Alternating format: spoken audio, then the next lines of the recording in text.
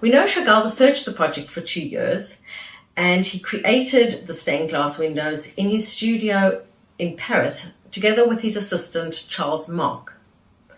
There he formulated new techniques for the stained glass, whereby he could combine 3 or 4 colors in one piece of glass, which means he needed less lead divisions between each color.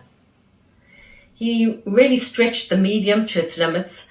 He painted on the glass, he scratched on the glass, and we have a very unique effect from it. Chagall himself described them as translucent fire. The images jump out at you as if in 3D. When I visited myself, I had to check the surface of the glass several times to make sure that it was not really constructed in 3D. I could have stayed there the whole day just to experience the abstract medium that Chagall uses, which is light.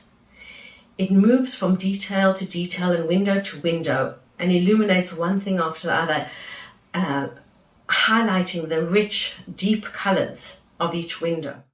As in all of Chagall's works, your eye moves between the detail of the small to the large and out again. And this is compounded because there are 12 which create the whole, then each window, and then each detail. Lots and lots of references to biblical passages. It's rich in detail, it's rich in symbolism, but the beauty and the color could really be enough. Pablo Picasso said in the 1950s, rather cheekily I think, that when Matisse dies, Chagall will be the last artist left who understands what color really is.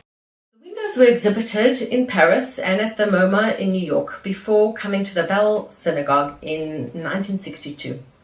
At a very poignant opening ceremony, Chagall said, "All the time I was working, I felt my mother and father looking over my shoulder, and behind them were Jews, millions of vanished Jews of yesteryear and 1,000 years ago."